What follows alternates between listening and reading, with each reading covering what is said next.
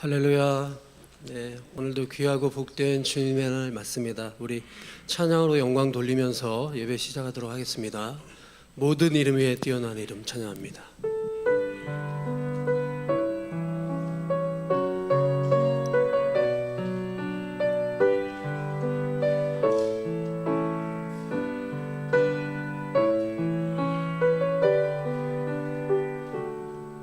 모든 이름 위에 뛰어난 이름 예수는 주, 예수는 주. 모든 무릎 꿇고 경배를 드리세.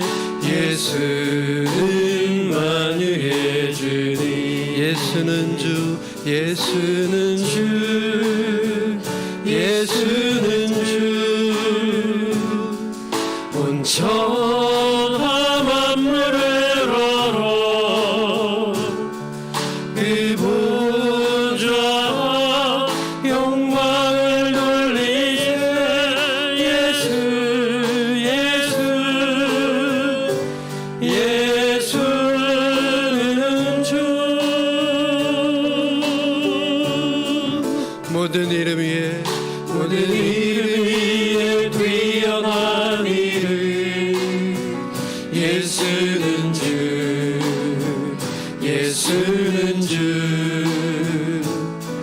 모든 무릎 꿇고 경배를 드리세. 예수는 만유의 주니. 예수는 주, 예수는 주, 예수는 주. 온 천하 만물을 열어 그 보좌 영광을 돌리세. 예수, 예수, 예수는 주. 다시 한번 모든 이름 위에, 모든 이름 위에 뛰어난 이름 예수는 주, 예수는 주. 모든 무릎 꿇고 경배를 드리세. 예수는 만유의 주니. 아멘. 예수는 주, 예수는 주. 온 천하 만물을 열어 그 보좌 영광을 돌리세. 예수, 예수, 예수는 주. 우리 처음부터 한 번 더 찬양합니다.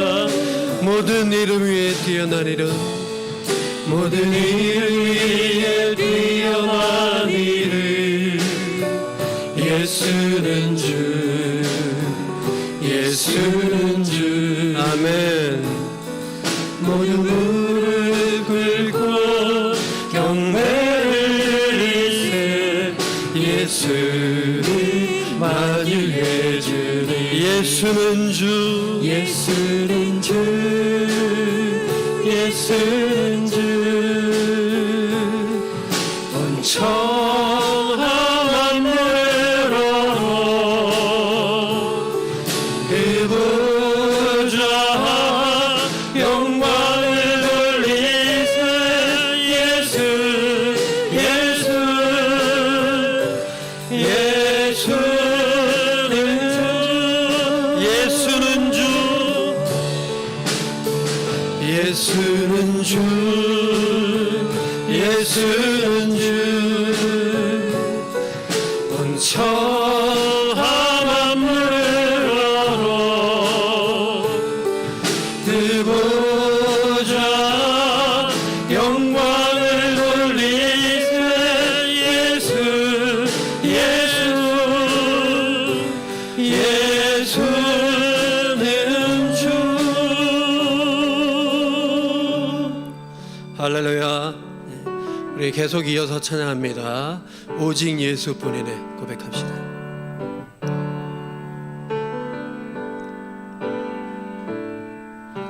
은혜 아니면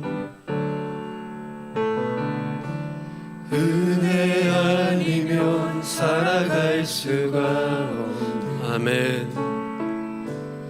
호흡마저도 다 주의 것이니 세상 평안과 위로 내게 없어도 예수 오직 예수뿐이네.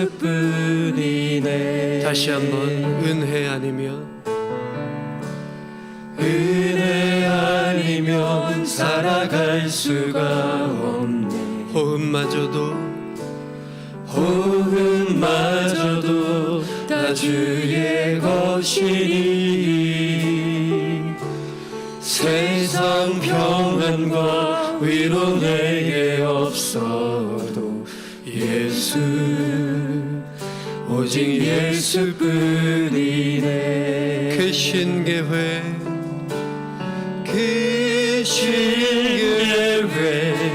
다 볼 수도 없고 작은 것 안에 지쳐도 주께 맡긴 나의 모든 삶 버티고 견디게 하시네.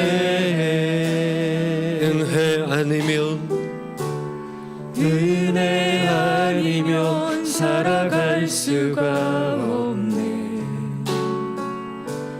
나의 모든 것 다 주께 맡기니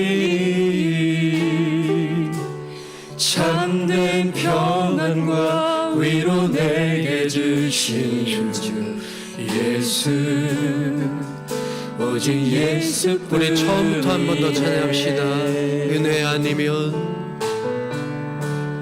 은혜 아니면 살아갈 수가 없네. 호흡마저도 다 주의 것이니 세상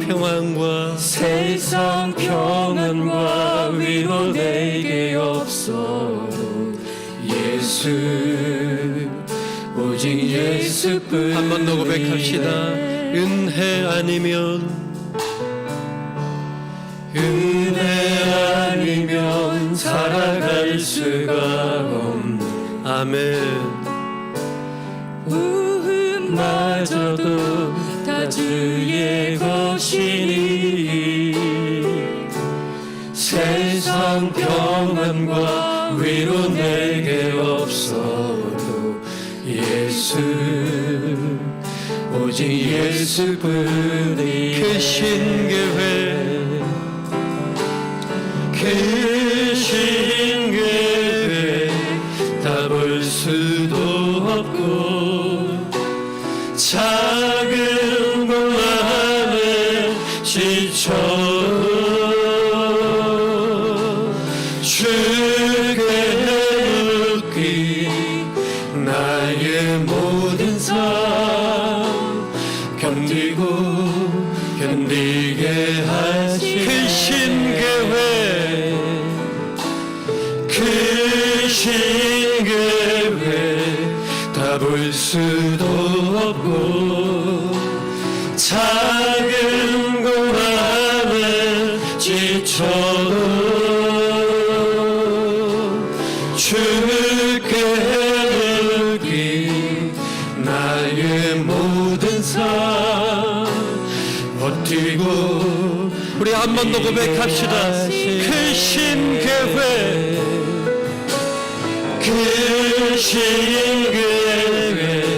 다 볼 수도 없고 작은 것 안에 지쳐도 주께 맡긴 나의 모든 삶 버티고 견디게 하시네. 아멘. 은혜 아니면 은혜 아니면 살아갈 수가 없네. 나의 모든 것 다 주께 맡기니 참된 평안과 위로 내게 주신 주 예수, 오직 예수뿐이네.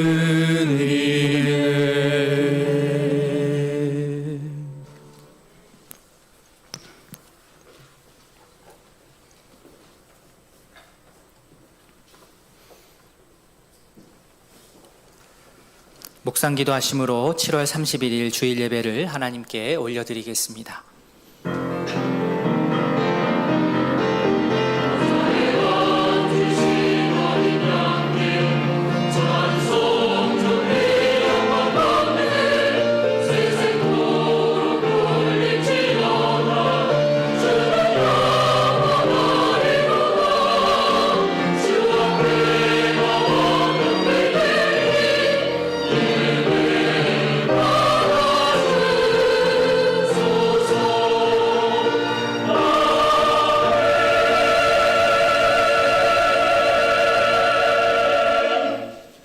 여호와께 피하는 것이 사람을 신뢰하는 것보다 나으며 여호와께 피하는 것이 고관들을 신뢰하는 것보다 낫도다.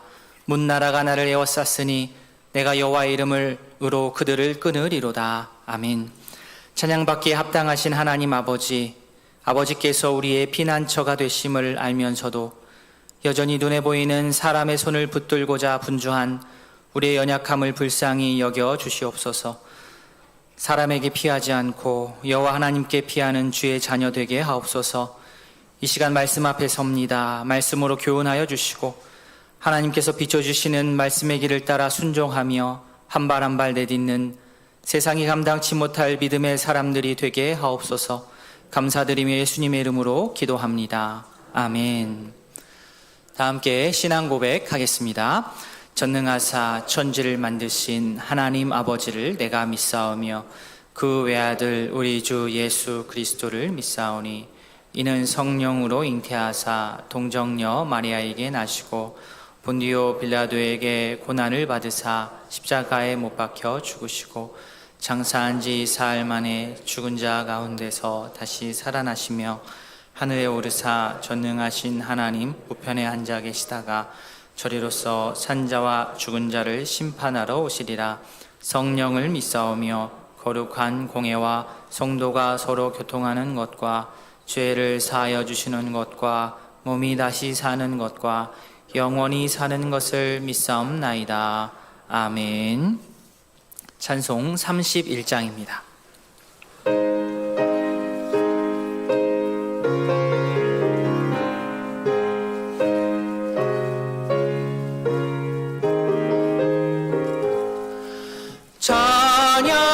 찬양하라 복되신 구세주 예수, 백성들아 사랑을 전하세.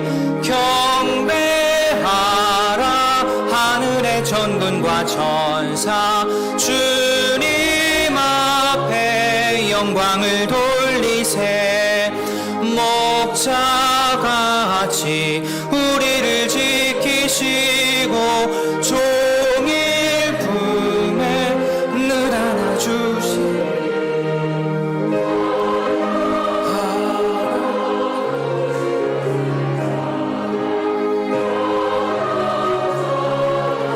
영원히 들으세. 찬양하라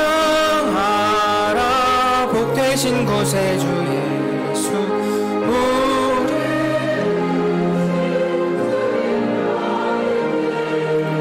구주 예수 영원한 구원의 수. 경배하며 겸손히 절하세. 찬양하라 우리 죄 지신 예수, 그의 사랑 한없이 크셔라. 찬양하라 높으신 권세를 찬양.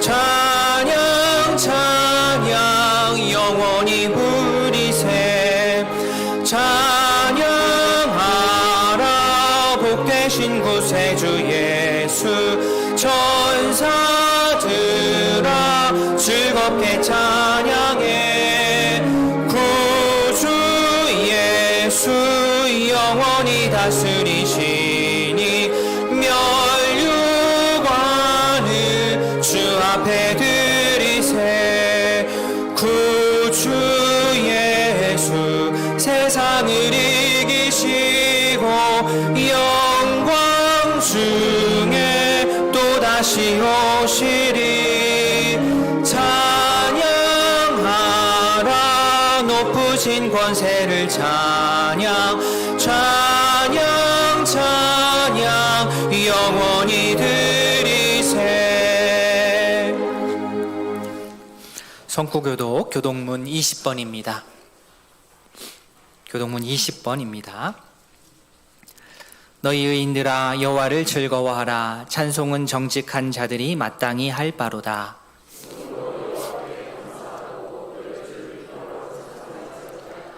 새 노래로 그를 노래하며 즐거운 소리로 아름답게 연주할지어다.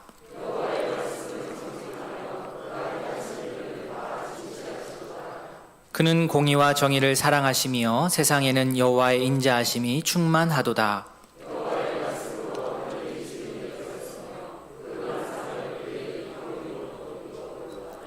그가 바닷물을 모아 무더기같이 쌓으시며 깊은 물을 곳간에 두시도다. 세상의 모든 거민들은 그를 경외할지어다. 아멘. 찬송 285장입니다.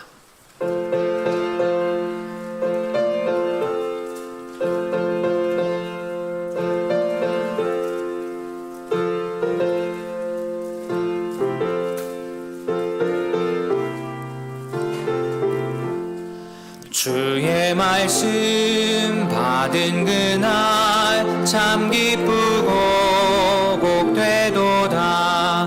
이 기쁜 마음 못 이겨서 온 세상에 전하노라. 기쁜 날 주 나의 죄 다 씻은 날 늘 깨어서 기도하고 늘 기쁘게 살아가리. 기쁜 날 주 나의 죄 다 씻은 날 이 좋은 날 내 천한 몸 새 사람이 되었으니 이 몸과 마음 다 바쳐서 영광의 주를 섬기리. 기쁜 날 주 나의 죄 다 씻은 날 늘 깨어서 기도하고 늘 기쁘게 살아가리. 기쁜 날 주 나의 죄 다 씻은 날 새 사람 된 그날부터 평안한 마음 늘 있어서 이 복된 말 전하는 일 나의 본분 삼았도다. 기쁜 날 주 나의 죄 다 씻은 날 늘 깨어서 기도하고 늘 기쁘게 살아가리. 기쁜 날 주 나의 죄 다 씻은 날. 아멘. 이상길 장로님 기도하겠습니다.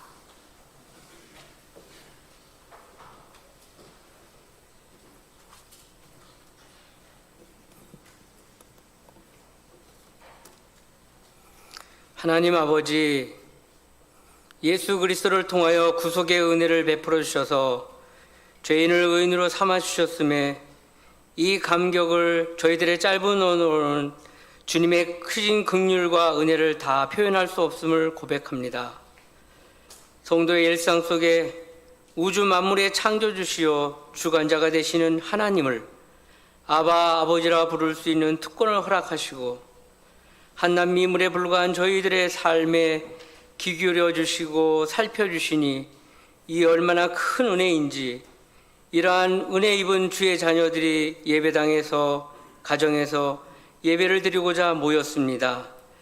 이 예배에 참여한 모든 이들에게 마음의 깊은 감사와 기쁨과 평강이 충만한 예배가 되도록 성령님 이끌어 주옵소서. 하나님을 나의 아버지라 부르면서도 말씀을 가까이 하거나 영적 호흡인 습관적 기도 훈련의 부족으로 세상 사람들의 삶이나 별반 차이를 느끼지 못하는 일상의 삶은 능력 있는 그리스도인의 삶을 살지 못하고 있습니다. 하나님, 저희들의 게으름과 의지 드림의 부족함을 용서하여 주옵소서. 주님의 거룩한 성도지만 우리의 입술은 여전히 가시돋친 말에 익숙하고 다스리지 못한 감정의 표현들이나 자신의 말에 정당함을 부여하기 위하여 정직하지 못한 말들, 주님의 긍휼로 용서함을 받은 자녀의 입술에 타인의 마음에 상처를 주는 말들에 아무 꺼리낌이 없는 표현들, 이렇게 연약한 모습이 우리들의 모습입니다. 우리의 이러한 쓴뿌리들을 하나하나 뽑아내는 작업에 주님의 도우심을 구합니다. 목사님을 통하여 1차 1:1 양육 교육을 마치고 2차 성도 간의 1:1 양육을 시작했습니다. 이 양육 훈련을 기점으로 단계별 훈련을 통하여 하나님을 보다 잘 알아갈 뿐만 아니라 말씀의 반석 위에 믿음의 튼튼한 집을 세우는 건강한 영적 훈련이 되도록 이끌어 주옵소서. 폭염 가운데 야외에서 일하시는 분들의 건강과 특별히 연로하신 어르신들의 영육의 강건함을 주셔서 이 더위를 잘 이겨낼 수 있도록 도와주옵소서. 물질과 질병의 어려움 속에 있는 성도들의 삶에 긍휼의 은혜를 베푸사 마음의 위로와 평강을 주옵시고 그들의 기도에 응답하여 주옵소서. 예배를 위하여 섬기는 주님의 지체들에게 하늘의 신령한 만나를 경험케 하옵시고 부모나 자녀, 이웃의 영혼을 구원하기 위하여 눈물로 기도하는 기도 소리에 하나님의 선하신 응답이 구원의 열매로 나타나게 하옵소서. 주님을 사랑하는 마음의 표현을 곡조 있는 가사를 통해 하나님의 성호를 드높이는 찬양대의 찬양을 기뻐받아 흠양하여 주옵소서. 문인고 목사님에게 말씀의 깊은 통찰력과 입술의 지혜를 더하여 주사 선포되어지는 말씀이 우리들의 마음에 깨달음을 주시고 생각과 행동의 변화를 이끄사 능력 있는 그리스도인의 삶이 되도록 도와주시옵소서. 우리를 죄 가운데 구원하여 주신 예수 그리스도 이름으로 기도드립니다. 아멘.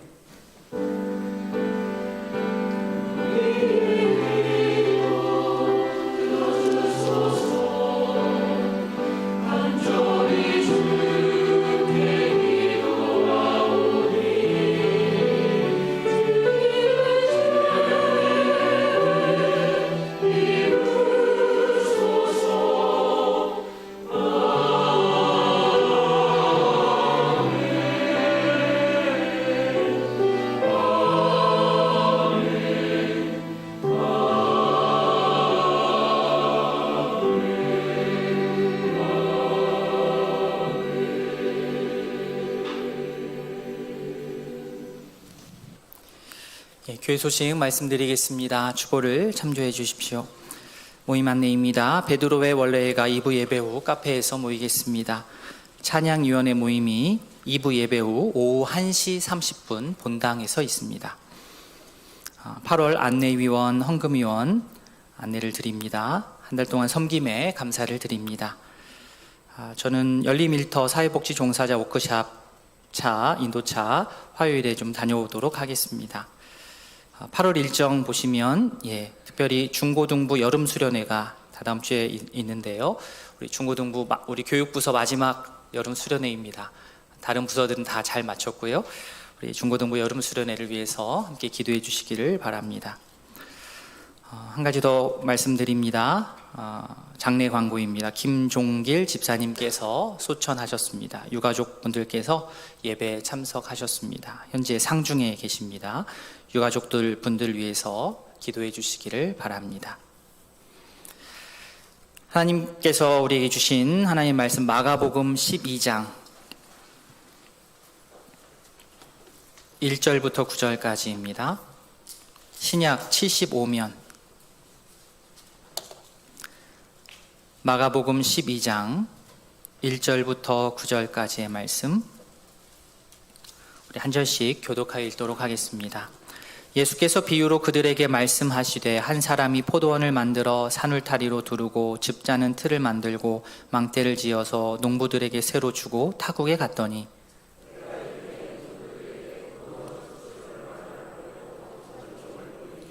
그들이 종을 잡아 심히 때리고 거저 보내었거늘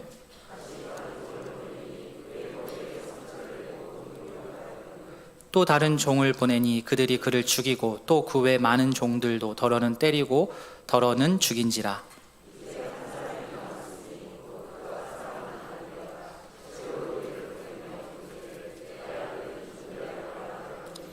그 농부들이 서로 말하되 이는 상속자니 자 죽이자 그러면 그 유산이 우리 것이 되리라 하고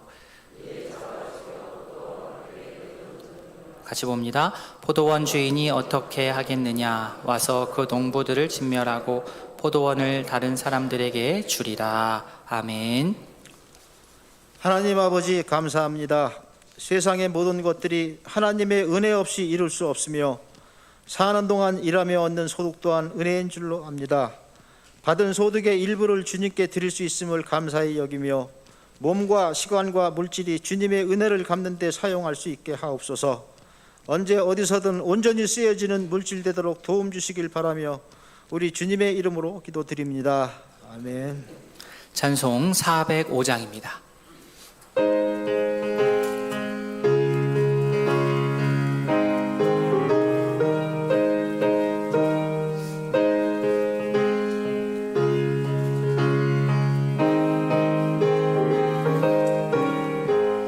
주의 친절한 발에 안기세 우리 마음이 평안하리니 항상 기쁘고 복이 되겠네. 영원하신 발에 안기세 주의 발에 그 크신 발에 안기세 주의 발에 영원하신 발에 안기세.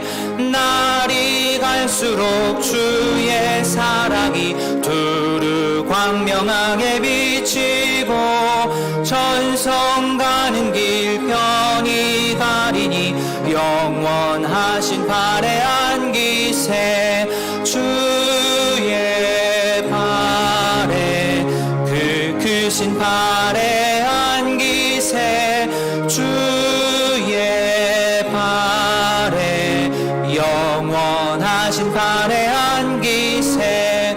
주의 보좌로 나아갈 때에 기뻐 찬미 소리 외치고 겁과 두려움 없어지리니 영원하신 발에 안기세 주의 발에 그 크신 발에 안기세 주의 발에 영원하신 발에 안기세.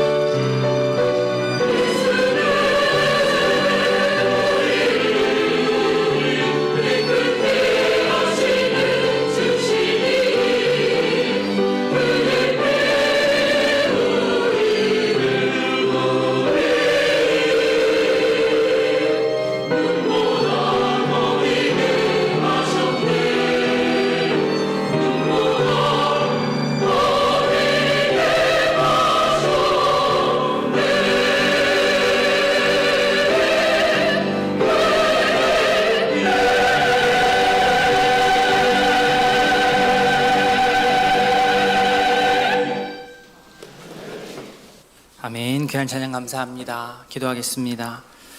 사랑의 하나님 아버지, 할렐루야 찬양대와 함께 주께 찬양 올려드렸습니다. 시련이 다가올 때에 주님 예비하신 길, 우리의 눈으로는 헤아릴 수 없어도 주님의 인도 따라서 어디든 가겠노라 함께 찬양하였습니다. 그때서는 주님의 뜻을 알게 될 것입니다. 주님의 뜻을 우리가 잘 파악하며 살아가는 우리 귀한 성도들 될 수 있도록 은혜를 더하여 주시옵소서. 주중에 살아갈 때에 우리 함께한 찬양들이 생각나게 하시고 찬양을 통하여 주께 영광 돌리는 인생 되게 하여 주시옵소서. 예수님의 이름으로 기도합니다. 아멘. 요즘은 놀이의 방식이 많이 바뀌었지만 예전에는 밭에 많이 갔습니다. 포도밭, 딸기밭. 가을에는 밤 따러 가기도 하고 감을 따기로 합니다. 공기 좋은 곳, 경치 좋은 곳에 가서 밥도 먹고 과일도 따고 운동도 하고 또 물이 있으면 발도 담그고 재밌게 지냅니다. 포도밭에 가서 실컷 포도를 따서 먹고 또 집에 올 때는 어떻게 합니까? 또 몇 박스 사오지요. 그래서 가족들도 주고 이웃들 또 교우들하고 함께 나눕니다. 오늘 본문의 말씀 배경이 이 포도원입니다. 포도원 주인은 자신의 땅에 포도원을 만들어서 포도를 심었습니다. 그리고 나중에 포도를 수확해서 포도즙을 따는 제반 시설까지 마련을 해 두었습니다. 그 규모가 컸던 것 같습니다. 혼자 모든 것을 관리할 수 없기 때문에 일하는 사람들을 고용했습니다. 본문의 포도원 이 사장님이 소작농들과 어떤 계약을 맺었는지 정확하게 계약서 내용은 없지만 한 가지 확실한 것은 이 포도원 사장이 포도원 운영을 잠시 이 소작농들에게 맡겨놓고 그곳을 떠났다는 사실입니다. 1절 뒷부분에 한 사람이 포도원을 만들어 놓고 농부들에게 새로 주고 타국에 갔습니다. 포도원 주인은 외국으로 나갔고 계약한 농부들은 포도원에서 열심히 일했고 그래서 몇 년이 지난 상황입니다. 학자들은 약 4년 정도일 것이라고 말을 합니다. 처음부터 포도원에 소출이 생기지는 않기 때문입니다. 그래서 4년 정도 지났을 때부터 포도원이 제대로 돌아가면서 포도즙을 생산할 수 있는 여건이 된 그때에 포도원 주인은 소작농들과 한 계약에 따라서 자신의 몫을 요구한 것이죠. 그런데 사실 주인 편에서 이렇게 먼저 요구할 일도 아닙니다. 때가 되면 농부들은 알아서 챙겨서 올려보내는 것이 당연한 일입니다. 그런데 이 소작농들은 초보였는지 계약을 잘 몰랐는지 움직이지를 않았고 결국 포도원 주인이 자신의 부하를 보내어서 상황을 살피고 또 포도원의 소출의 일부를 받아오려고 했습니다. 이 행동은 악덕업주가 하는 행동이 아닙니다. 당연한 일을 한 것일 뿐입니다. 그런데 이게 무슨 일입니까? 이 소작농들이 간이 배 밖으로 나왔는지 3절을 보시면 그들이 그 주인이 보낸 종을 잡아 심히 때리고 거저 보냈습니다. 사장 몫을 챙겨서 보낸 것이 아니고 폭행하고 빈손으로 돌려 보냈습니다. 자신이 보낸 부하들이 심부름을 잘 하지 못하고 대신 맞고 돌아오니 주인의 마음은 어떻겠습니까? 속상하지요. 짠하면서도 안타까우면서도 이 소작농들이 괘씸하면서도 한번 참고 이번에는 다른 직원을 보냅니다. 아마도 아까 보낸 직원보다는 조금 더 경험도 있고 직급도 있는 그런 직원일 것입니다. 그러면 포도원 농부들은 이 두 번째 직원을 어떻게 맞이합니까? 4절 말씀에 다시 다른 종을 보내니 이번에는 그의 머리에 상처를 대고 능욕합니다. 이번에도 소작농들은 정신을 차리지 못합니다. 신체적인 폭력뿐만 아니라 언어 폭력까지 가했습니다. 좀 심하지 않습니까? 그런데 포도원 주인은 인내심이 대단했습니다. 한 번 더 참았습니다. 세 번째 직원을 파견합니다. 5절에 보시면 다른 종을 또 보내니 드디어 사고가 납니다. 그들이 그를 죽이고 때리고 더러는 또 죽인지라. 그 이후에도 계속해서 보낸 것 같습니다. 점점 심해집니다. 넘지 말아야 할 그러한 선을 넘고 있습니다. 신체적인, 언어적인 폭력뿐만 아니라 이제는 살인까지 저질렀습니다. 그런데 계속 그들은 주인이 이렇게 보내는 종들을 때리고 학대하고 죽였습니다. 주인의 입장에서는 정말로 기가 막혔을 것입니다. 이전까지는 맞고 부상을 받고 이제 돌아오기까지는 했는데 이제는 가서 돌아오지를 않는 겁니다. 자, 이 정도까지 일이 진행되면 포도원 주인은 어떻게 해야 할까요? 제가 만약에 그 자리였다고 한다면 다른 방도를 찾을 것 같습니다. 뭐 경찰을 부른다든지 사설 경비업체를 고용한다든지 용역을 불러서라도 이 사건을 해결하려 들 것 같습니다. 그런데 포도원 주인은 다른 방식을 택합니다. 그것이 무엇이냐? 이번에도 사람을 보내는 것은 마찬가지인데 이번에는 부하 직원이 아니라 자신의 아들을 보냅니다. 그것도 자기랑 사이가 별로 좋지 않은, 말 안 하는 아들도 아니고 정말로 친한, 사랑하는, 6절에 나오는 표현대로 사랑하는 아들, 자신이 너무나도 아끼는 아들을 보내기로 합니다.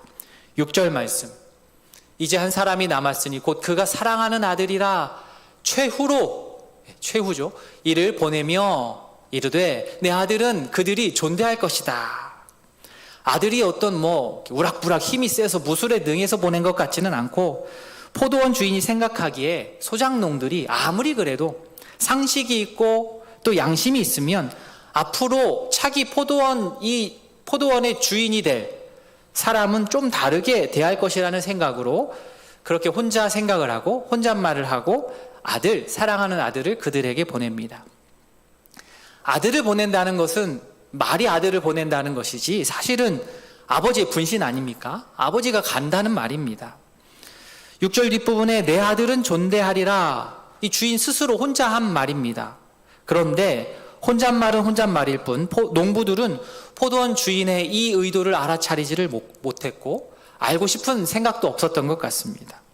아들이라고 특별히 봐주거나 정상 참작을 하지 않았습니다. 오히려 이전 직원들보다 더 잔인하게 굴었습니다. 왜 그럴까요? 차기 사장이 없어지는 것이 소작농들에게 있어서는 더 유리하기 때문입니다. 그래야 영원히 자신에게 이 포도원이 그 재반시설이 넘어올 수 있기 때문에. 그래서 한 행동이 7절과 8절입니다.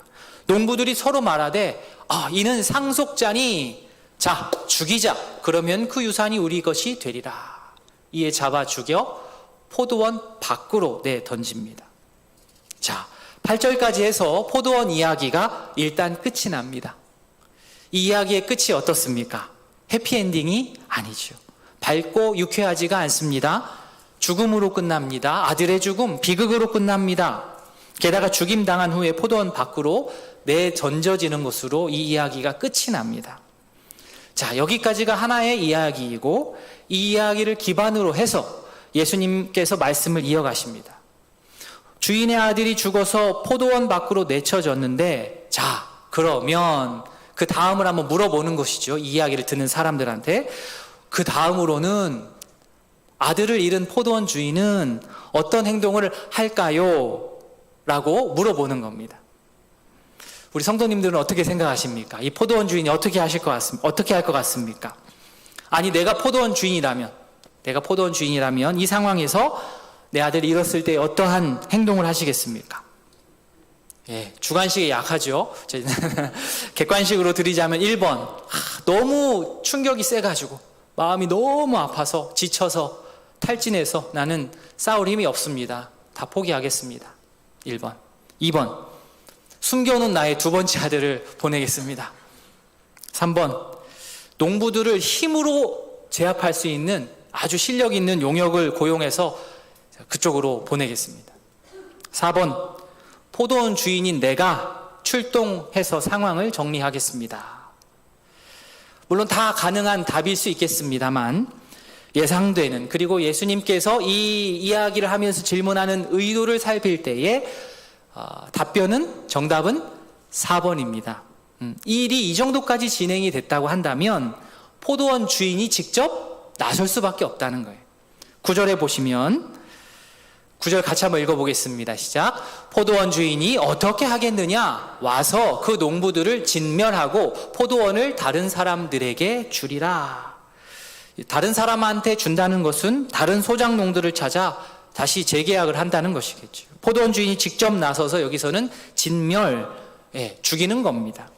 그들이 자기가 사랑하는 아들을 죽였는데 포도원 주인이 가만히 있을 수는 없었습니다.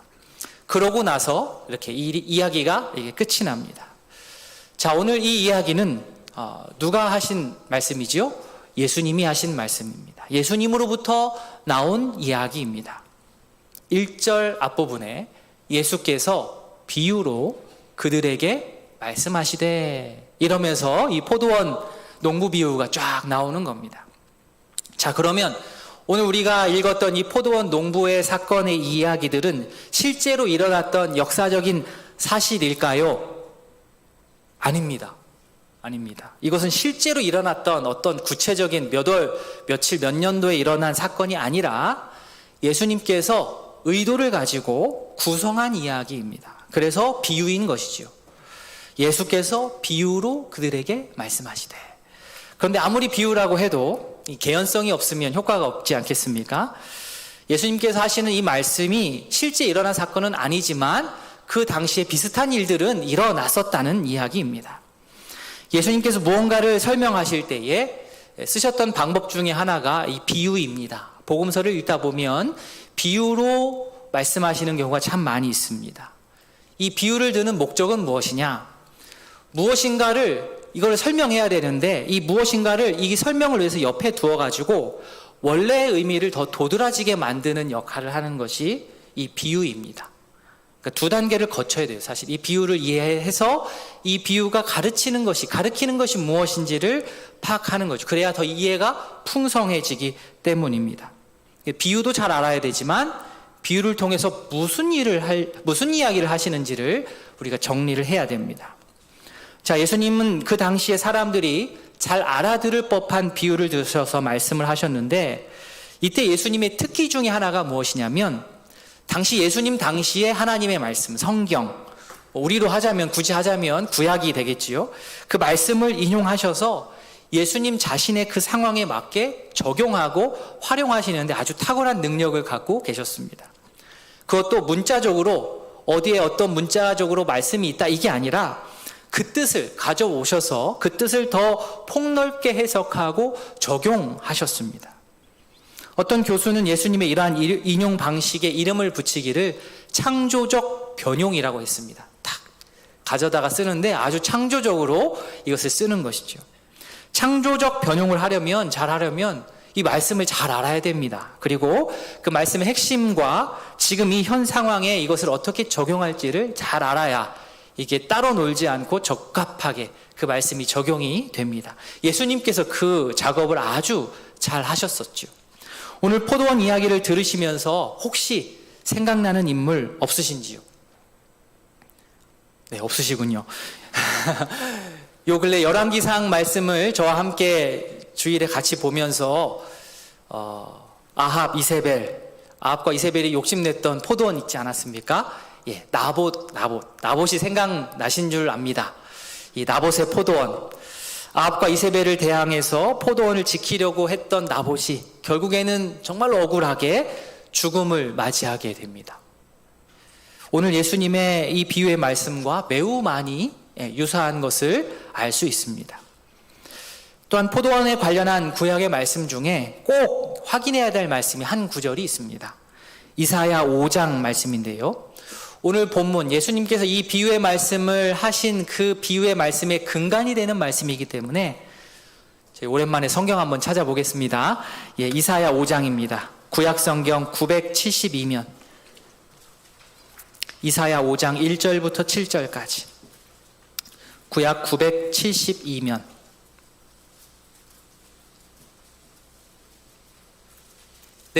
나는 내가 사랑하는 자를 위하여서 노래하되 내가 사랑하는 자의 포도원을 노래하리라. 내가 사랑하는 자에게 포도원이 있으며 심히 기름진 사내로다. 땅을 파서 돌을 제하고 극상품 포도나무를 심었도다. 그 중에 망대를 세웠고 또 그 안에 술틀을 팠도다. 좋은 포도를 맺기를 바랐더니 들포도를 맺었도다. 4절에도 들포도를 맺음이 어찌 됨이뇨. 5절로 갑니다. 이제 내가 내 포도원에 어떻게 행할지 너에게 이르리라. 내가 그 울타리를 걷어 먹힘을 당하게 하며 그 담을 헐어 짓밟히게 할 것이요. 7절 우리 7절은 같이 읽겠습니다. 무릇 만군의 여호와의 포도원은 이스라엘 족속이요 그가 기뻐하시는 나무는 유다 사람이라. 그들에게 정의를 바라셨더니 도리어 포악이요 그들에게 공의를 바라셨더니 도리어 부르짖음이었도다. 아멘. 자, 이스라엘 성문 앞에 광장이 있는데 그 광장에 누가 딱 나와가지고 자기가 노래 한 자리 하겠다고 딱 나왔습니다. 물론 실제 가수는 아니기 때문에 노래 실력보다는 이 가사에 집중을 해야 되는 거죠. 노래의 주제, 노래 제목이 무엇이냐? 포도원. 포도원이라는 노래를 합니다. 사랑하는 자의 포도원. 있을 법한 노래 같습니다. 포도원 자체로도 너무나도 의미가 있지만 포도원 그러면 당시에 하나님께서 백성들에게 약속하신 이 풍요로움을 상징합니다. 풍요로움. 기분이 좋지요. 포도 품종도 오늘 말씀 읽으시는 것처럼 어떻습니까? 좋은 것으로 심었습니다. 잘 키우기 위해서 망대도 세웠고요. 술틀, 울타리도 둘렀습니다. 그런데 어떤 포도가 열렸다고 합니까? 어떤 포도가 열렸다고 합니까? 들포도. 갑자기 포도 종자가 바뀐 것은 아니고 썩어서 악취나는 포도라고 보시면 됩니다.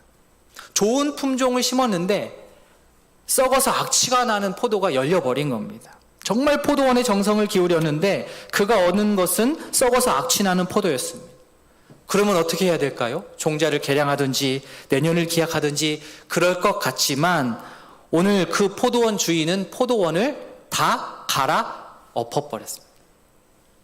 여기서 포도원 주인은 누구겠습니까? 여호와 하나님. 우리 7절 읽은 그대로입니다. 포도원은 이스라엘이고 포도원에 심긴 나무는 7절에 따르면 유다 사람입니다. 하나님의 백성입니다.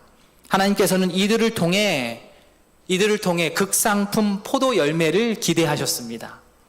하나님께서 바라셨던 열매는 다름 아닌 정의와 공의였습니다. 그런데 어찌된 일인지 그들이 맺은 열매는 포악과 부르짖음이었습니다. 포악과 부르짖음이라는 썩어 냄새나는 열매를 맺고 말았습니다. 이사야 선지자의 말씀이 향하는 곳 뒤로 가서 5장 18절에 거짓으로 끈을 삼아 죄악을 끌며 술의 줄로 함같이 죄악을 끄는 자는 화 있을진저. 종교적이면서 정치적인 책임을 가지고 있는 당시의 지도자들을 향한 말씀입니다. 자신들에게 있는 이 지도력과 힘을 가지고 하나님의 정의와 공의를 더 널리 펼쳐 보여야만 한데 그런 영적인 거룩함을 가지고 있는 자들이었는데 자신들에게 주어진 이 숙제를 그들이 하지 않았습니다. 왜 그랬을까요? 하나님의 권위에 온전하게 순종하지 않고 순복하지 않고 점점 더 자신들이 하나님보다 더 높아져 갔기 때문입니다. 하나님께서는 이 지점, 하나님의 이 권위보다 더 위로 올라가는 이 지점을 하나님께서는 가만두지 않으십니다. 분명하게 심판하십니다. 하나님께서는 포도원의 울타리를 걷어버리시고 짐승에게 먹히고 밟히게 하시고 황폐하게 하십니다.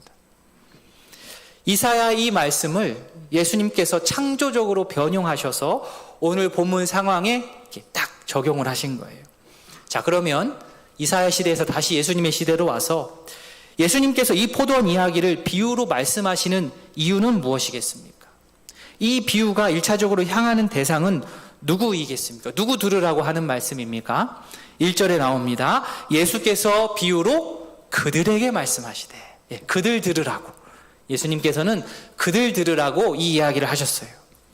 그런데 이 그들이라고 인칭대명사로 나오면 앞으로 가서 그들이 누군지를 확인하셔야 됩니다. 귀찮다고 이 작업을 안 하고 대충 때려 맞추면은 이제 틀리는 거예요. 국어 문제 그렇게 풀면 다 틀려요. 그죠? 앞으로 가보겠습니다. 마가복음 11장 33절 뒷부분. 예수께서 이르시되 나도 무슨 권위로 이런 일을 하는지 너희에게 이르지 아니하리라. 너희. 이 너희 들으라고 이 말씀을 하셨어요.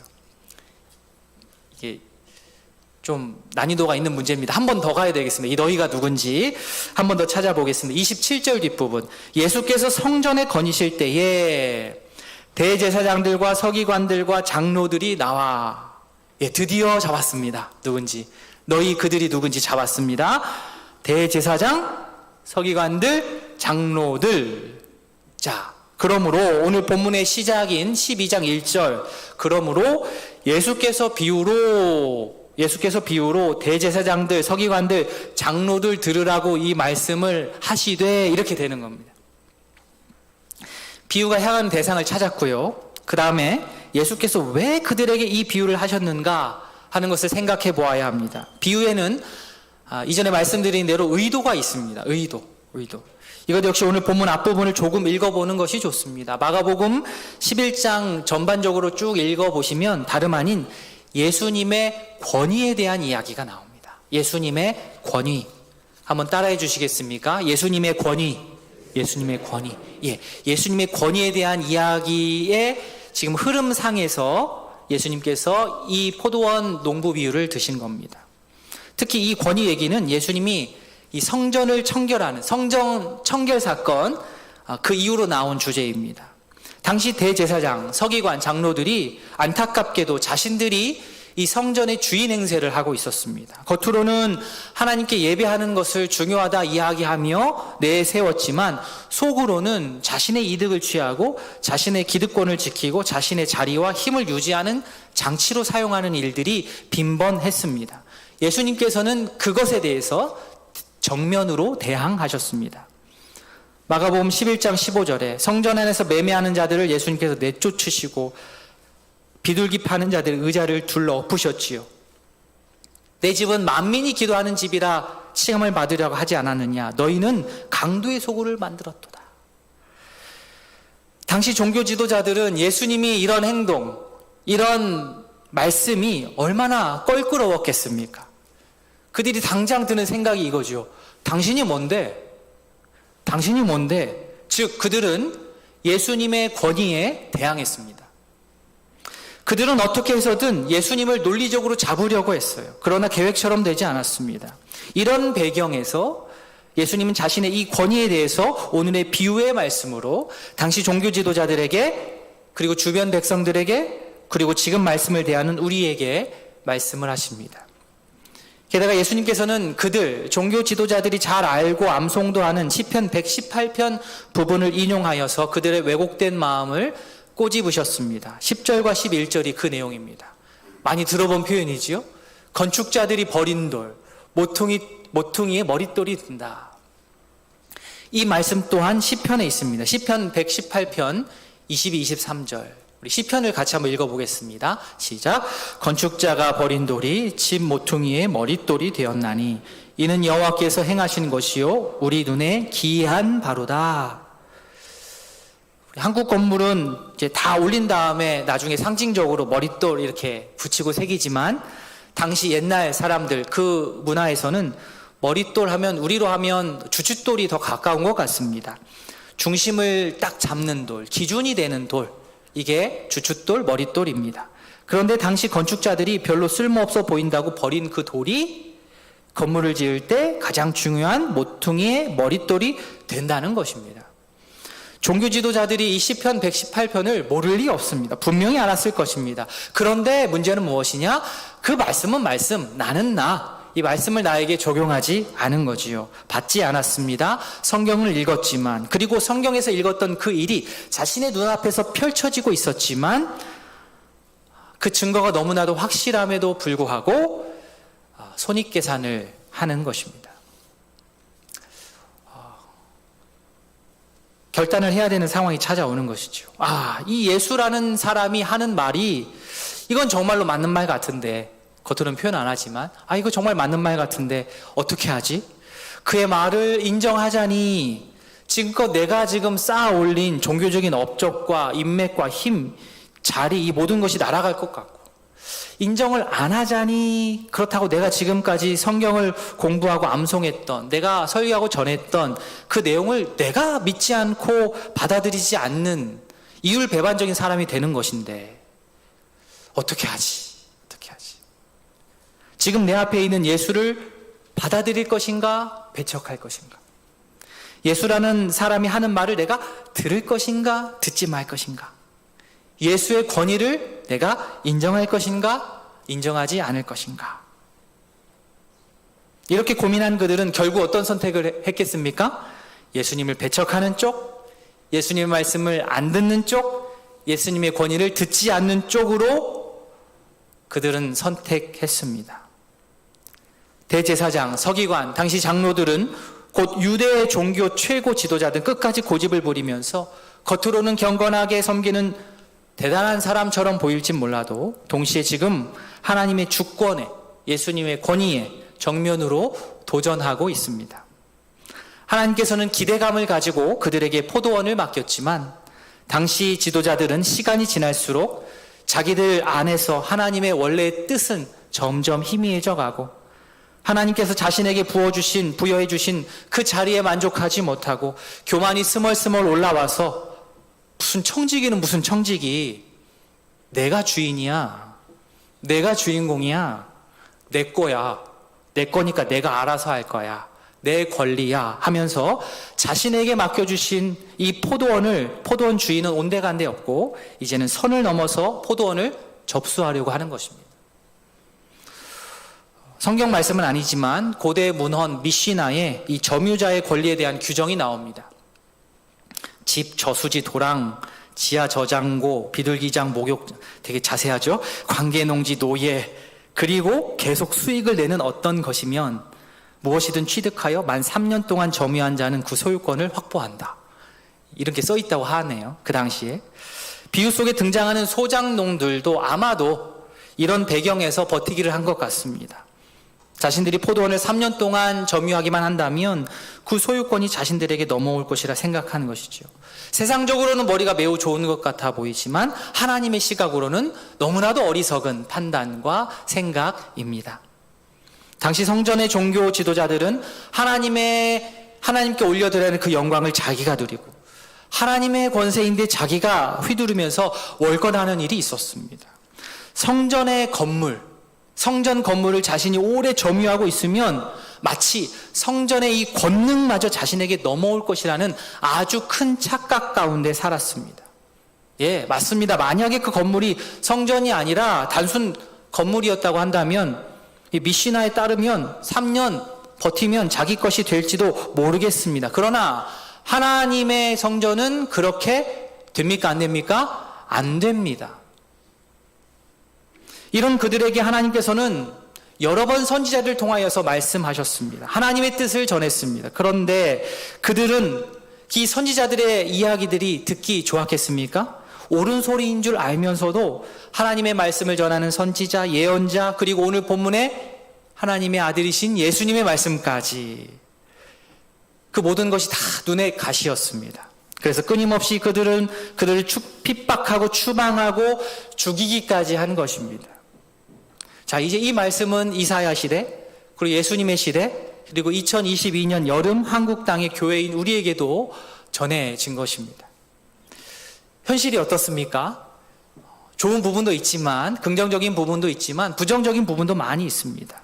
입으로는 교회는 하나님의 것입니다 라고 말하면서 실제로 지금도 자녀에게, 사위에게, 아는 사람에게 물려주는 일이 막 벌어집니다.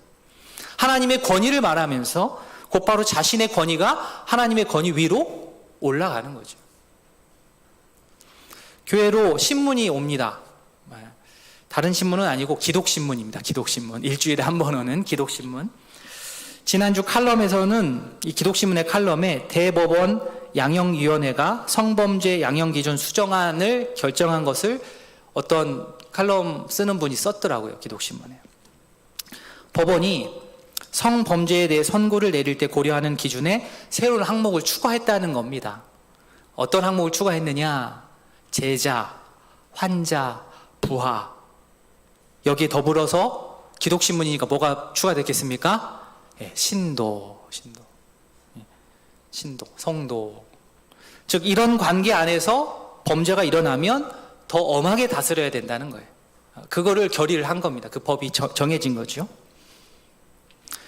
2020년 경찰청 범죄 통계 자료에 따르면 성범죄 저지르는 전문직 1등은 의사입니다. 의사. 목사가 아니어서 좀 아까 의사입니다. 의사. 2등이 종교인, 목회자 포함해서 부끄러운 일이죠.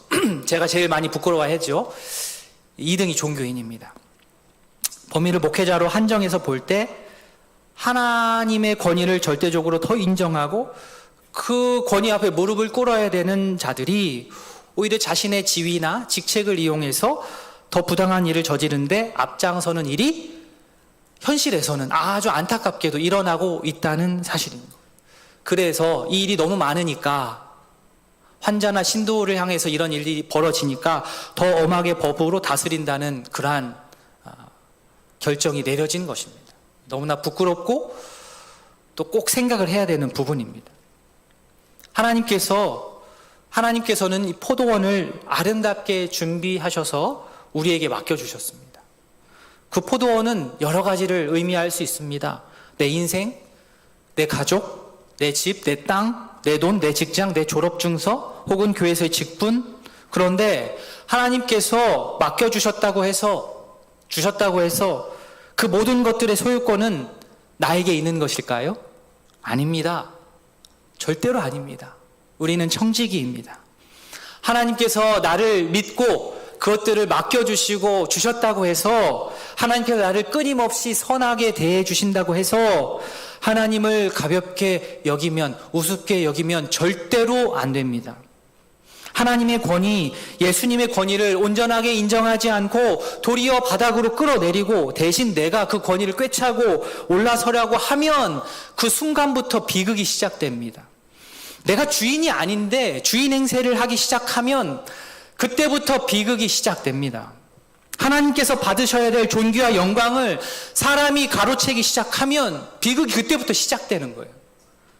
하나님께 있어야 하는 마땅한 권위를 사람이 가로채서 흔들고 누리기 시작하면 그때부터 비극이 시작되고 박자가 안 맞기 시작하는 겁니다. 삐걱거리는 거예요.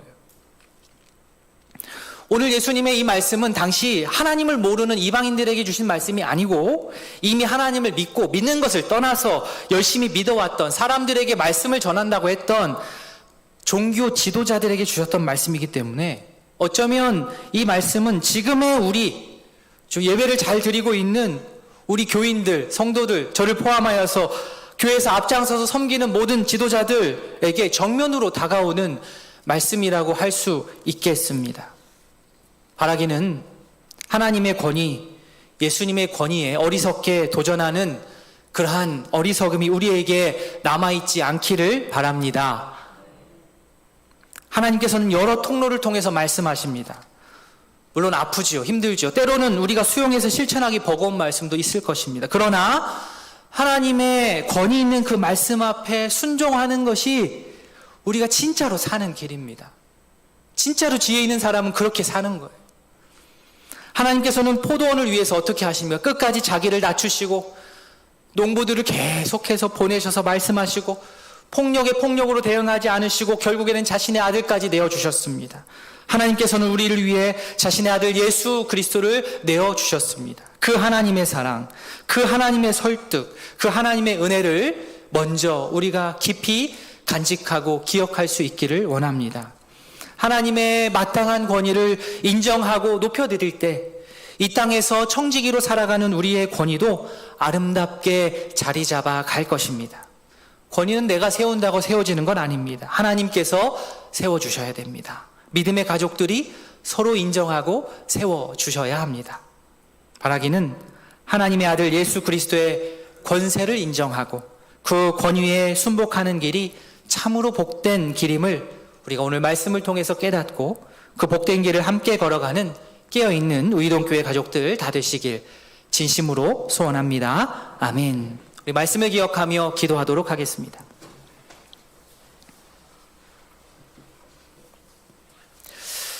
하나님께서 우리에게 말씀을 읽게 하셨습니다.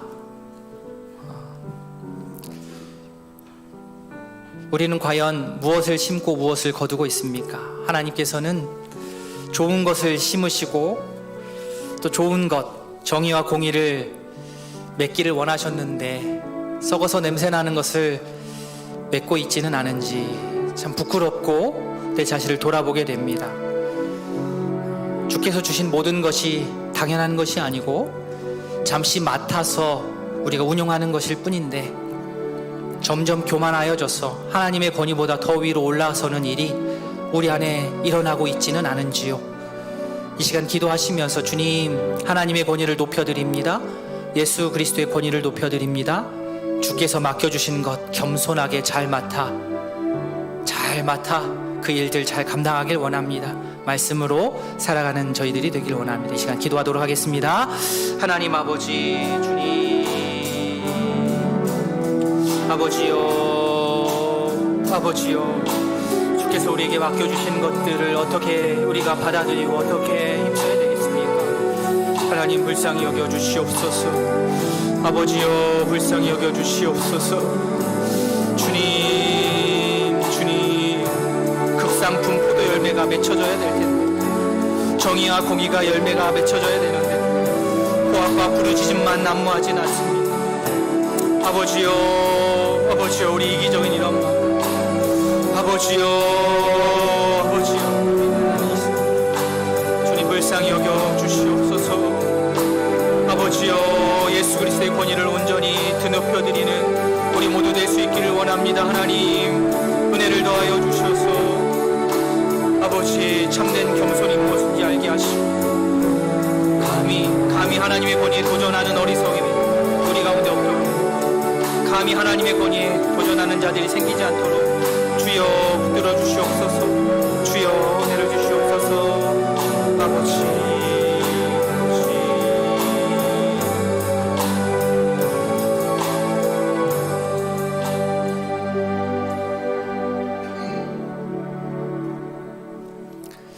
하나님께서는 우리를 사랑하셔서 끝까지 자신을 낮추시고 설득하시고 우리의 반역에도 아랑곳하지 않으시고 자신의 아들까지 내어주시며 우리를 붙드시는 그 하나님의 사랑을 이 시간 기억합니다. 하나님의 그 권위, 예수 그리스도의 그 권위를 우리가 인정하며 살아가는 것이 참된 지혜이고 우리가 살아가는 길임을 우리가 잘 알고 다시 한번 확인합니다. 하나님, 극상품 포도를 심었는데 왜 썩어서 악취나는 포도가 맺히고 있습니까?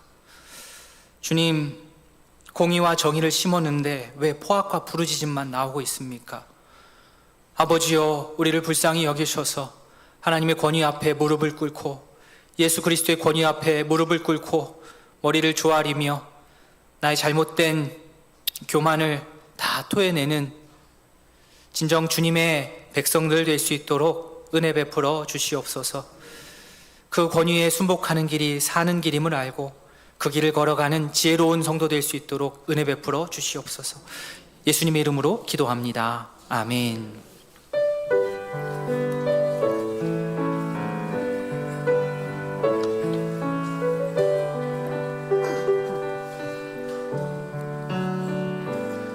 모든 이름 위에 뛰어난 이름, 예수는 주, 예수는 주. 모두 무릎 꿇고 경배를 드리세. 예수는 만유의 주님, 예수는 주, 예수는 주. 천하 만물을 얼어 그 보좌 영광을 돌리세. 예수, 예수, 예수는 주, 예수는 주, 예수는 주, 예수는 주.